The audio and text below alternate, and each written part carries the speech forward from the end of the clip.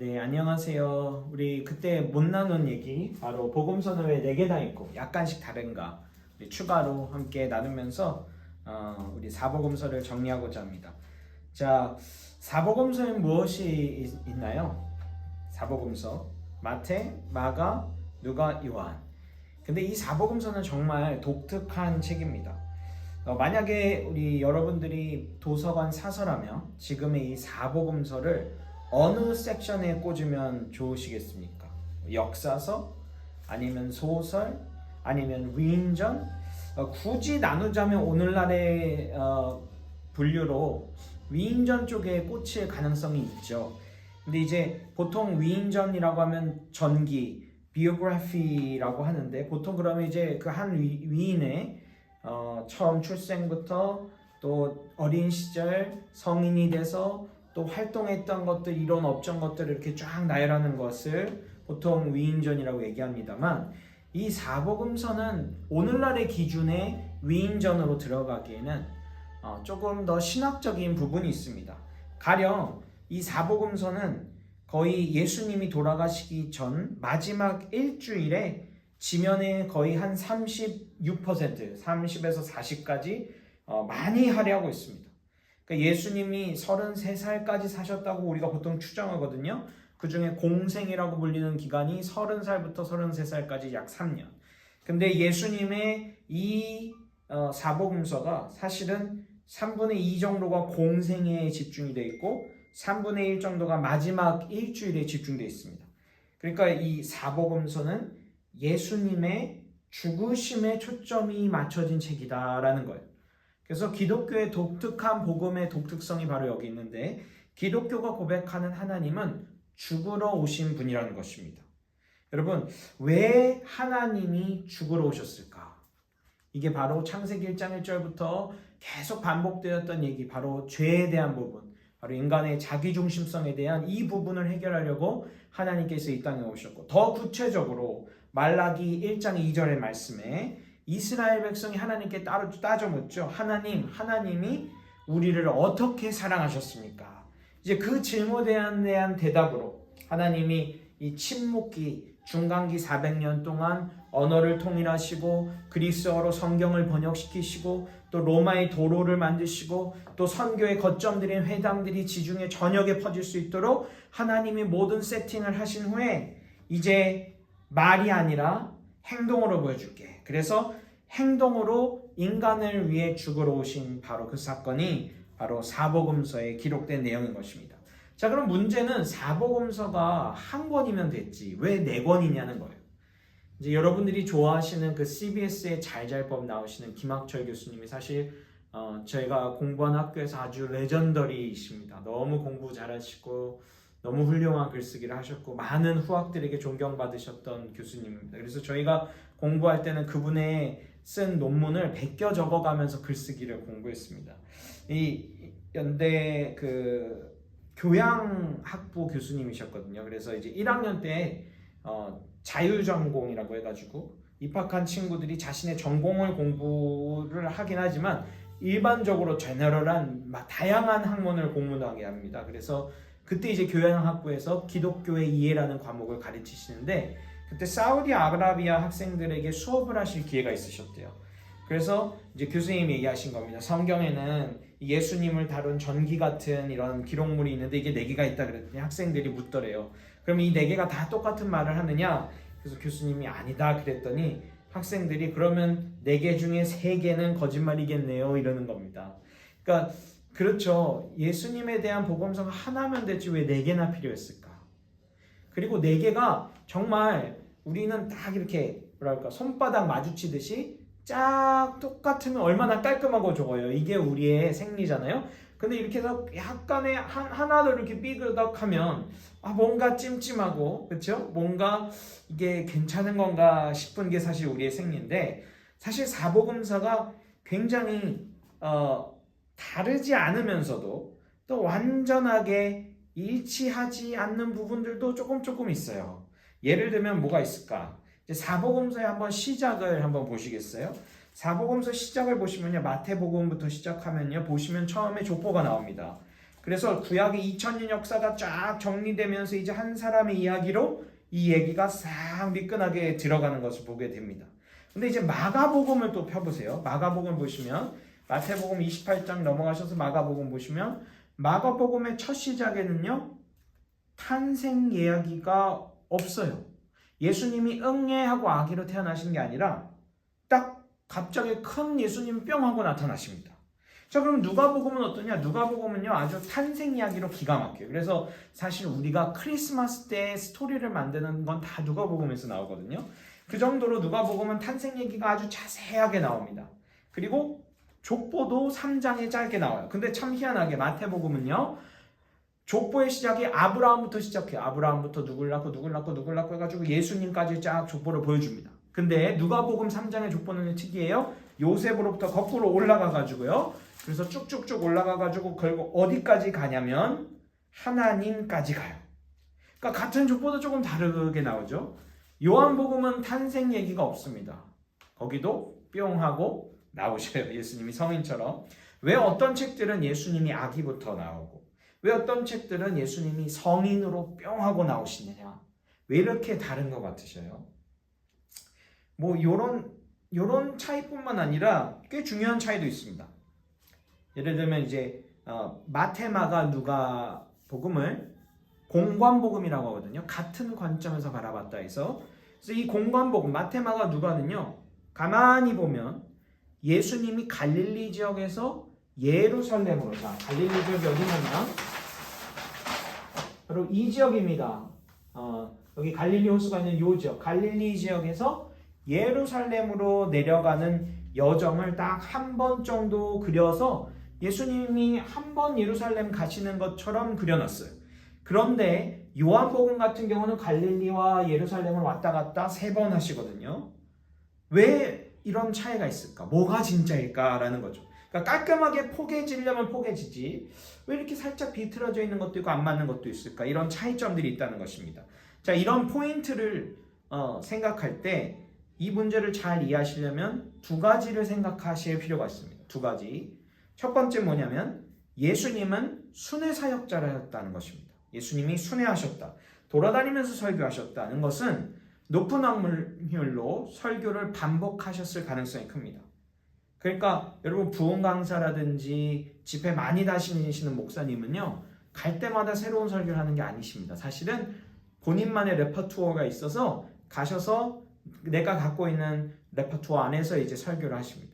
저도 어디 가서 설교할 때 똑같은 설교 원고를 가지고 말하지만 똑같이 말하진 않거든요. 그러니까 약간의 차이는 날 수 있습니다. 예수님이 순회 사역자였다는 그 사역의 특성을 고려할 때 이 사복음서에 나오는 각기의 가르침들과 여러 가지 차이점들이 약간 나는 것은 오히려 자연스럽다는 것. 이 포인트 하나 기억해 주시면 좋겠고, 자, 2번째 포인트는 더 중요한데요. 각 복음서는 이렇게 표현하고 싶으면 저는 각 출판사가 다 다르다는 겁니다. 출판사는 뭘 얘기하냐면 이 복음서를 기록한 공동체, 즉 말해서 교회가 다 다른다는 것입니다. 서로 다른 지역과 서로 다른 배경과 서로 다른 구성원이 있는 각기 다른 공동체, 신앙 공동체, 오늘날의 교회들이 각자가 기록했기 때문에 약간의 차이가 있다는 것입니다. 자, 우리가 지금 듣고 기록되어 있는 사실 예수님에 대한 스토리는요, 원래 구전전승으로 내려왔습니다. 예수님에 대한 소문과 예수님에 대한 가르침이 입으로 전해졌다는 것입니다. 자, 그래서 여러분들이 헷갈리는 게 사복음서가 앞에 있으니까 야, 이게 먼저 쓰여졌구나 라고 생각하시는데 사실은요, 사복음서보다 바울 서신이 더 먼저 쓰여졌습니다. 사실 사도 바울은 높은 확률로 복음서의 존재를 몰랐을 것입니다. 그러니까 이건 개인적인 생각인데요. 예수님의 더 따끈따끈한 가르침과 복음은 오히려 바울 서신에 더 잘 녹아 있을지도 모릅니다. 자, 그러면 바울은 도대체 예수님에 대해서 어떻게 배웠나? 그것도 궁금하실 수 있죠. 자, 바울은 회심하고 나서 3년간 아라비아 도시의 한 지역의 도시에 들어가서 거기서 자신이 예수에 대해서 들어왔던 것, 그리고 주변에 돌아다녔던 예수님에 대한 여러 가지 이야기들을 들으면서 좀 정리를 한 것 같습니다. 여러분, 바울이 예수님에 대한 소문을 몰랐을 거라고 생각하시는데 알아야 미워할 수 있습니다. 예수님이 뭘 얘기했는지, 예수님이 어떤 삶을 살았는지 바울이 아예 몰랐다면 미워할 수도 없었을 거예요. 그러니까 바울은 이미 예수님을 핍박할 그 당시, 예수님의 제자들을 핍박할 그 당시에 상당히 많이 예수님에 대한 이야기를 들었을 것입니다. 그리고 이제 회심을 하고 나서 아라비아의 한 도시 지역에 가서 그것들을 가만히 정리하고 기도하고 하면서 이런 것들이 잘 쌓였고, 특별히 3년 이 생활을 마친 후에 약 15일 정도, 2주 정도 예루살렘에 올라가서 야고보와 베드로를 만날 기회가 있었습니다. 그때 더 자세히 자기가 정리했던 내용들을 아마 이렇게 정리하고 배웠을 것입니다. 아무튼 이렇게 마가, 마태, 누가, 요한 각각의 공동체들, 그러니까 오늘날로 말하면, 쉽게 말하면 출판사들이 각각의 예수님에 대한 구전 전승을 정리할 필요를 느꼈던 것 같습니다. 그래서 각 공동체가 서로 다른 지역에서 서로 다른 배경의 청중을 대상으로 이런 내용들을 정리하기 시작했어요. 그러니까 우리가 지금 이렇게 4권이 딱 모여 있으니까 이게 마태마가 누가 요한이 하고 우리 같이 사복음서 중에 내가 하나 써야지 이렇게 쓴 건 아니라는 거, 그걸 기억해 주셨으면 좋겠어요. 각자의 교회에서, 각자의 지역에서, 각자의 청중을 대상으로 예수님의 이야기를 모았습니다. 그래서 사실은 복음서가 4개뿐만이 아니라 굉장히 많은 복음서가 당시에 돌아다녔어요. 예를 들면 도마복음서, 베드로복음서, 마리아복음서 등 여러 가지의 복음서들이 돌아다녔는데, 그 중에서도 이 4권이 가장 권위 있고 많은 교회들로부터 읽히면서 영적인 유익을 이건 참 유익한 책이다라고 인정받았던 것입니다. 자, 왜 각자의 교회와 각자의 청중의 대상으로 이 복음서가 수집되는 것을 어떻게 할 수 있는가? 그 흔적이 사실 누가복음에 남아있어요. 한번 누가복음을 펴시겠습니까? 누가복음 보시면 누가복음 1장부터 1절부터 4절까지 보시면 우리 중에 이루어진 사실에 대하여 처음부터 목격자와 목격자와 말씀에 일꾼된 자들이 전하여 준 그대로, 이게 바로 오럴 트래디션, 구전 전승을 얘기하는 거죠. 목격한 사람들, 이것들을 말씀을 전해준 사람들이 그 내력을 저술하려고 붓을 든 사람이 많은지라 그 오럴 트래디션을 이게 나름대로 정리했다는 거예요. 그런 사람들이 굉장히 많았다는 겁니다. 그래서 3절, 그 모든 일의 근원부터 자세히 미루어 살핀 나도 데오빌로 각하에게 차례로 써보내는 것이 좋은 줄 알았노니 이는 각하가 알고 있는 바를 더 확실하게 하려 함이로라. 그러니까 이 데오빌로라는 이 각하라고 말하는 거 보면 높은 지위 또는 경제적으로 아주 이렇게 풍성한 사람이었던 것 같아요. 이 사람에게 차례대로 내가 정리해서 보내겠습니다 한 것입니다. 그러니까 이렇게 예수님에 대해서 내가 연구해봤다, 조사해봤다, 데오벨로 씨 우리 후원해 주셔서 감사하고 우리가 이런 것들 정리를 해봤는데 한번 보세요.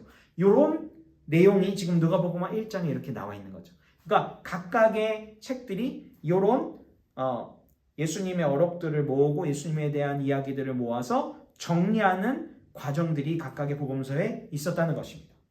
자, 이해가 되셨죠? 그러면 각 출판사들이, 그러니까 마태, 마가, 누가, 요한이라는 각각의 교회 공동체들이 도대체 그러면 왜 각자 책을 냈고 어떤 배경이었고 또 어떤 특징들이 있는가를 함께 살펴보면서 오늘 이 4복음서의 약간의 차이들에 대한 문제들 한번 같이 정리해 보겠습니다. 자, 마가복음부터 시작해 보겠습니다. 마가복음은요, 왜 사실 가장 마가복음부터 먼저 시작하냐면 학자들이 마가복음이 가장 먼저 쓰여졌다고 생각을 합니다. 이게 오늘날 대부분의 학계가 갖고 있는, 신약학계가 갖고 있는 공통점입니다. 왜냐하면 일단 마가복음이 제일 짧고요, 16장으로. 그리고 이제 마태와 누가가 이 마가의 진술을 거의 그대로 가져와서 쓰는 것들이 많이 보입니다. 그래서 이제 높은 확률로 마가가 가장 먼저 있을 것이다. 그럼 마가의 저자는 누구이냐? 이제 전통적으로 마가 요한이라고 알려졌습니다. 이 마가 요한이 어디 나오냐면 사도행전 12장 12절에 아주 먼저 나옵니다. 한번 사도행전 12장 12절을 가보시겠어요? 사도행전 12장 12절 가보시면 마가 요한이 처음 등장하는데 이제 마가 요한이 이야기는 이렇습니다. 베드로가 복음 전하다가 감옥에 갇혔어요. 그래서 온 교회가 하나님 베드로를 풀어주십시오. 하나님의 능력을 나타내 주십시오 하면서 기도 모임을 하기 시작합니다. 그랬더니 정말 하나님 그 기도 응답하셔서 그 베드로가 있는 지역에 천군 천사가 들어가서 옥문을 열고 베드로를 나오게 해요. 그래서 베드로가 나도 모르게 풀려나서 이제 기도 모임하는 집으로 갑니다. 그래서 똑똑똑똑 두들기니까 이제 기도 모임하고 있으니까 사람들 중에 한 명이 나가서 문을 빼꼼 열어봤더니 베드로다 하는 얘기가 나옵니다. 바로 그 얘기에 그 집 장소가 어디냐면 마가 요한의 어머니 집이라는 거예요. 그러니까 마가 요한은 높은 가능성이 있는 것은 베드로의 설교와 사역을 통해 회심한 어떤 가정이고 그 가정에서 함께 교회와 기도 운동을 했었던 그런 배경의 사람인 것 같다. 그래서 이 사람이 베드로에게 이제 양육을 받은 것 같습니다. 베드로전서 5장 13절 가보시면요. 바벨론에 있는 함께 택하심을 받은 교회가 너희에게 문안하고 내 아들 마가도 그러하느니라. 마가를 표현할 때 내 아들이라고 표현했어요. 이게 제자 훈련의 장점이죠. 저도 제 영적인 아들이 있습니다. 디모데 같은 친구가 있는데 제가 인베스트하고 기도하고 같이 그렇게 땀 흘리고 했던 그 시간들을 보낸 친구들이 있는데 이 베드로에게 영적인 아들, 제자훈련 양육의 그 꽃이 누구냐면 바로 이 마가 요한이었던 거예요. 자, 마가 요한이요. 여러분 베드로에게 제자훈련 받으니까 굉장히 성공했을 것 같죠? 근데 마가 요한도 업앤다운이 있었습니다. 마가 요한이 사실은 이 바울과 바나바 선교할 때 따라갑니다. 그러다가 힘들어서 도망가요. 예루살렘으로 돌아가 버립니다. 그래가지고 이 문제 때문에 바울과 바나바가 갈라서서 싸우게 됩니다. 바울은 쟤 도망갔으니까 안 돼. 근데 바나바는 사실 생지 친척이거든요. 그러니까 얘 데려가자. 그러다가 이제 나중에 바울의 말년에 화해가 일어납니다. 아무튼 중요한 것은 이렇게 마가 요한이 베드로와 함께 양육받고 또 베드로와 함께 다니면서 베드로를 통해 배웠던 이야기, 또 선교로 다녔던 이야기, 또 전통에 의하면 베드로의 통역관이었다는 얘기도 있습니다. 그래서 베드로에게 들었던 그런 얘기들을 정리한 것으로 전통적으로 여겨집니다. 특별히 이 문서가 이제 정리됐을 즈음은 어떤 때냐면 바로 이제 네로 황제가 기독교 박해를 이제 하기 직전이나 그 시점이라고 보고 있습니다. 그래서 굉장히 성도들이 베드로가 이제 십자가에 거꾸려 못 박아서 죽고 그리고 바울이 못 베어 죽임 당하고 이런 환경에서 이제 전통적으로는 로마 교인들이 마가 요한에게 이런 것들을 좀 부탁한 것이 아닌가라고 추측을 하고요. 또 뭐 그 밖에도 사실 뭐 시리아 지역에 있는 많은 고난받은 교회들이 이렇게 어떤 고난받는 교회들을 위해 이게 쓰여진 것이 아닌가 생각을 하고 있습니다. 그래서인지 이 마가복음은 이 16장 중에 마지막 6장, 11장부터 16장이 거의 예수님의 마지막 십자가에 집중되어 있어요. 예수님의 십자가에 고난받는 모습, 순환받는 종에 대한 이야기가 아주 집중되어 있습니다. 그래서 고난받는 종으로 예수님이 그려져 있고요. 그래서 아마도 이 예수님이 고난받으시는 모습을 자세히 설명하면서 고난받는 당시의 성도들을 위로하고 격려하고 그래서 이렇게 고난받고 순환을 경험하고 있는 많은 이방 교인들에게 이 책이 굉장히 공감을 얻고 위로가 되었었던 것 같아요. 마가복음이 정리가 되시죠? 마가 요한 그리고 베드로가 내 아들이라고 했다는 것, 고난과 순환이 굉장히 집중해 있고 예수님이 고난받는 종으로 그려지고 있다. 자, 두 번째 그럼 마태를 한번 같이 보실까요? 이제 마태는 전통적으로는 세리 예수님의 제자 마태가 마태복음의 저자다 이렇게 이해를 하고 있습니다. 그러니까 뭐 세리니까 당시 이제 돈을 받고 기록을 남기면 이게 뭐 돈만 딱 가는 게 아니라 어느 정도 글자를 적거나 그랬을지 않을까 그런 생각을 하시기도 하시고요. 근데 현재 학계에서는 뭐 마태 교회 한 공동체의 서기관 정도가 되지 않을까 이렇게 생각을 하고 있습니다. 아무튼 뭐 저자가 누구든지 간에 이제 이 복음서가 왜 쓰여졌는가? 자, 이 마태복음의 독특한 특징이 있는데 굉장히 유대적이라는 거예요. 이게 무슨 얘기냐면 이 복음서를 읽으면 구약 성경이 예언하고 있는 메시아가 바로 예수님이구나라는 사실을 깨닫게 됩니다. 제가 그래서 두 가지를 콕 집어 드릴게요. 첫 번째, 마태복음은 족보로 딱 시작한다는 것입니다. 1장 1절 보시죠. 그러면 아브라함과 다윗의 자손 예수 그리스도의 계보라. 벌써 이 말에서 딱 끝났어요. 아브라함, 다윗의 자손, 이거 이방인들에게 좀 낯선 개념일 수 있습니다. 아브라함은 좀 다르지만 다윗의 자손?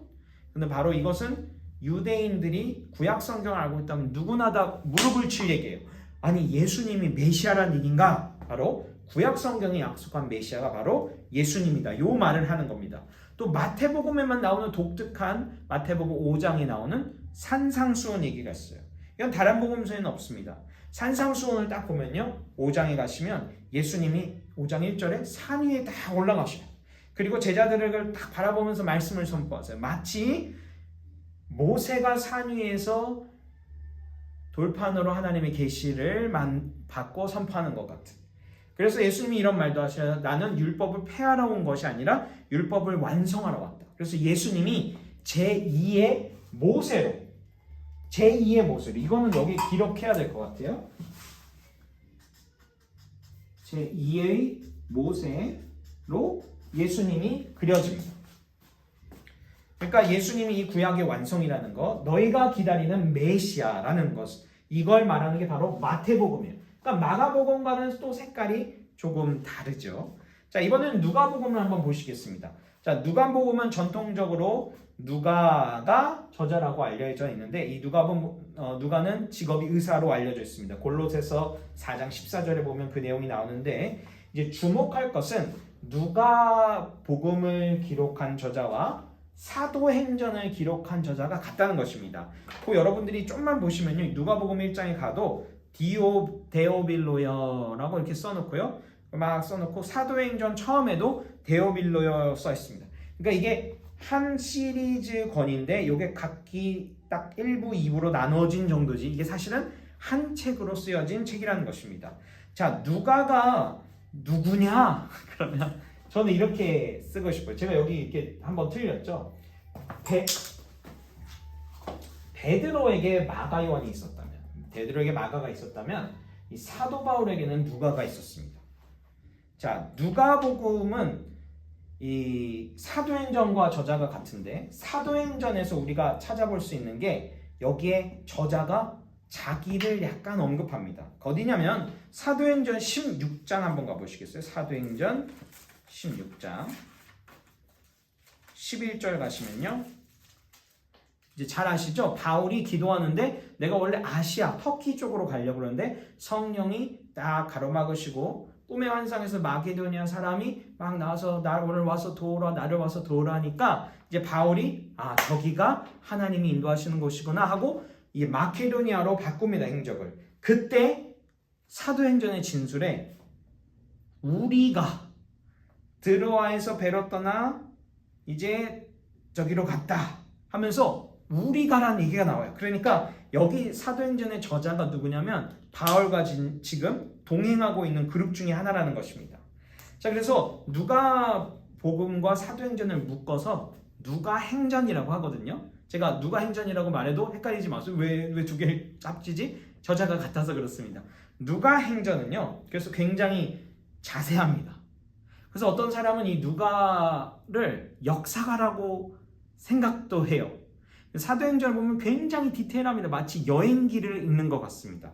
그래서 이 바울을 따라다니면서 바울을 통해서 배웠던 예수님, 그리고 자기가 지켜봤던 바울과 또 여러 사도들의 선교 이야기들, 그리고 또 누가복음 1장에 1절부터 4절까지 얘기했듯이 자기가 예수님에 대한 여러 가지 기록들을 자세히 살펴보고 연구했다는 거죠. 그 중에 의미 있는 것들을 골랐다는 건데, 바로 누가가 그렇게 열심히 살펴보고 조사했고 이것을 기록으로 남겼다는 것입니다. 자, 그럼 누가복음의 특징이 있다면요, 바로 이런 것입니다.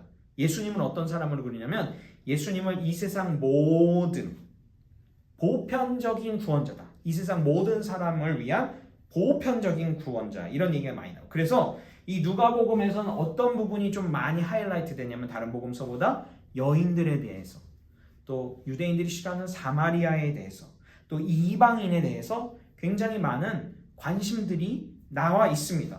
여러분 누가복음 처음 해보세요. 거기 보면요, 여성들의 얘기가 나옵니다. 마리아가, 또 사가랴의 아내 엘리사벳이 또 서로 태중의 세례 요한을 안고 뭐 서로 만나고 얘기하는 이야기들, 이런 여성들의 얘기들이 많이 나와요.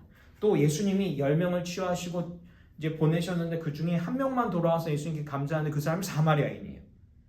그러니까 이 뭐 누가복음의 족보도 그래요. 족보도 마태복음의 족보는 아브라함부터 시작해서 쭉 내려오죠. 굉장히 유대적이에요. 그렇죠? 근데 누가복음의 족보는 거꾸로 올라가서 어디로 가냐면 아브라함에서 끝나지 않고 하나님이다 이렇게 나가요. 하나님이다. 어디인가 한번 볼까요? 누가복음 3장 한번 펴보시면 또 증명이 되면 좋죠. 3장 23절부터 이제 쭉 요셉의 아들이니 요셉 위인은 헬리오, 또 그 위인은 마따시오, 그 위인은 레위오 해서 쭉쭉 가다가 이제 38절에 보면 에노스요, 그 위인은 셋이요, 그 위인은 아담이요. 아담도 더 끝이 아니야. 그 위에는 하나님이시라. 뭐를 얘기하냐? 이 세상 모든 사람들을 위한 보편적인 구원자로 예수님이 오셨다. 그래서 가난한 사람들, 여성들, 환자들 이런 사람들에게 가까이 하시고 그분들을 품으시는 예수님에 대한 이야기들, 특히 예수님의 인간성들이 많이 드러난다고 하죠. 그래서 이런 신학이 약간 또 다릅니다. 자, 마지막으로 보면 요한복음을 보시죠. 요한복음은 전통적으로 다들 사도 요한이 이 요한복음을 기록했다. 그리고 요한 1, 2서, 3서, 또 요한계시록을 기록했다 하는데 사실 학계에서는 요한 공동체에 소속된 사람은 맞는데 이 사도 요한이 요한복음을 기록했느냐 거기에선 좀 의문이 있습니다. 왜냐하면 요한계시록의 필체와 이제 요한복음의 필체가 조금 다르기 때문에 그런데요. 아무튼 그럼 이 요한복음은 왜 기록되었냐? 이 요한복음의 기록 목적은요. 성경에 아예 그냥 요한복음에 나와 있어요. 한번 요한복음 20장 찾아보시겠어요? 이 요한복음 20장 31절.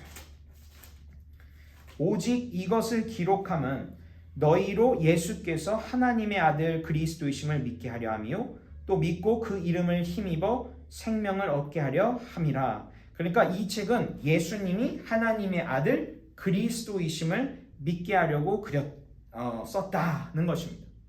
자, 그래서 이 책의 특징은 뭐냐면요. 나는 누구이다. I am who I am. 야훼 하나님께서 모세에게 자신을 계시하실 때 나는 나다. 그렇게 계시하시면서 이제 요 신적 선언이 바로 예수님에 대한 계시로 그대로 풀어집니다. 나는 뭐뭐다. 나는 뭐뭐다. 그래서 요한복음은요. 예수님은 요거다. 라는 7가지의 이야기들로 모여 있어요. 그래서 잘 아시죠? 요한복음 6장의 오병이어 사건 후에는 예수님이 나는 생명의 떡이다 그랬어요. I am. 그리고 이제 프레이즈에 딱 거기 넣는 거죠. 그리고 8장에 가늠한 여자가 잡혀오시는 거 용서하신 후에 나는 세상의 빛이다. 10장에서 예수님이 양의 우리를 비유로 설명하신 후에 나는 양의 문이다. 나는 선한 목자다. 그리고 11장에 죽은 나사로 살리신 후에는 나는 부활이다. 14장에 도마가 주님 어디로 가시나이까 그랬더니 나는 길이요 진리요 생명이다. 또 15장에 포도나무 비유 설명하신 후에 나는 포도나무다. 그래서 생명의 떡, 세상의 빛, 양의 문, 선한 목자, 부활, 길과 진리 생명, 포도나무에서 예수님에 대한 자기 선언, 나는 땡땡땡이다라는 7개의 선언이 딱입니다. 그러니까 이 요한복음은요. 하나님이신 예수를 그리고 있는 거예요.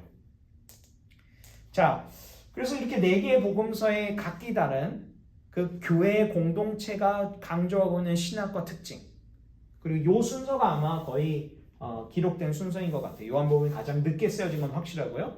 마가복음이 가장 첫 번째로 쓰여질 것도 거의 학문적으로 확실합니다. 자, 이 초대교회가 이 4개의 복음서가 갖는 권위에 큰 의구심이 없었어요. 그러니까 신약 정경이 4세기 정도에 이루어지는데 그 4세기에 이 신약의 리스트들이 쫙 정리되기 이전부터 벌써 이 4개의 복음서는 많은 다른 복음서, 도마 복음서, 베드로 복음서 이런 여러 가지 다른 복음서들 중에 벌써 이 4권의 책은 우리가 이 책을 읽으면 신앙적으로 도움이 되고 예수님을 이해하는데 너무 좋아. 라고 이미 모든 사람들 사이에서 어느 정도의 동의가 있었던 것 같아요. 이걸 어떻게 알 수 있냐면요. AD 170년에 타티아누스라는 사람이 디아테사론이라는 책을 만듭니다. 이 마태복음을 중심으로 이 초기 교부들은 마태가 제일 먼저 쓰여졌다고 생각했던 것 같아요. 그래서 마태복음에 높은 권위를 부여는 이 마태를 중심으로 요 네 복음서의 이야기들을 하나로 재구성을 합니다. 이게 의미가 있는 건데요. 두 가지 의미가 있어요. 첫 번째, 정경화 이전에도 벌써 이 네 권의 책은 권위가 있었다는 거예요. 그러니까 이걸 합치려고 했던 거죠. 자, 두 번째는 우리가 생각하는 것만큼 글자 하나도 바뀌어서는 안 되는 각 권의 권위가 있다는 의식은 아니었다는 거예요. 그러니까 약간의 차이들을 그냥 수용하고 이 책은 이렇게 보내, 저 책은 저렇게 보내라는 것을 첫 그리스도인들은 아무 거리낌 없이 받아들였다는 거죠. 그러니까 이런 차이가 예수님의 삶과 죽음, 예수님의 역사성 그 자체를 부정하는 것은 아니거든요. 제가 오늘날에도요, 제가 이제 뭐 광화문을 워낙 좋아하기도 하지만 시위하러 가는 건 아닙니다. 광화문에 가면 그 뭐 이상한 느낌이 참 좋더라고요. 그래서 교보문고도 가고 그러는데 광화문에는 늘 시위가 있죠. 그럼 시위가 있으면요, 요 시위가 딱 마치면 뉴스가 뜨거든요. 그러면 시위에 대한 시위 인원에 대한 보도가 나오는데 보도가 어디에서 이야기하느냐에 따라 조금씩 달라요. 뭐 집회 주최 측은 한 2만 명 모였다고 얘기하는데 이제 경찰 추사는 1만 명이에요. 왜 10,000명이나 차이 납니까? 그러니까 이건 시위가 없었다고 얘기하는 건가요? 아니에요. 시위는 있었는데 요게 보는 관점에 따라 또 거기에 유동 인구가 얼마냐에 따라 카운트하는 사람들이 서로 다르게 이해할 수가 있다는 겁니다. 이게 현실이고 리얼리티예요. 만약 사복음서가 이 네 개가 정확하게 예수님에 대해서 얘기를 틀리지 않고 한다? 그러면 저는 오히려 못 믿을 것 같아요. 다 꾸며낸 얘기 아닌가 싶을 것 같아요. 제가 지난 시간에도 얘기했지만 아주 재난의 순간에 예를 들면 상품백화점이 무너질 때도 생존자들의 진술을 들으면 다 다릅니다. 어떤 사람은 폭탄 같은 파열음을 들었다는 거예요. 그래서 이거는 폭탄을 씹었다 이렇게 주장해요. 또 어떤 사람은 소리 없이 갑자기 무너졌다고 얘기합니다. 근데 두 사람 얘기가 다 맞아요. 왜냐하면 각기 다른 층에서 어떤 층은 철근 콘크리트가 파열되면서 폭파 같은 소음이 나기도 하고요. 어떤 층은 수시간 무너지고 물이 가득 고이고 이제 거의 준비됐다가 와르르 무너지고요. 그러니까 이게 서로 다른 진술이 있다고 해서 이 사건이 없는 게 아니라 오히려 서로 다른 진술이 어떤 한 실체, 역사적 실체를 다각도로 이해하는 데 굉장히 중요한 포인트가 된다. 그래서 3차원, 4차원, 5차원 다각적인 측면으로 오히려 더 사실에 근거한 보도일 수 있다. 우리가 그것을 재구성해낼 수 있다는 것입니다.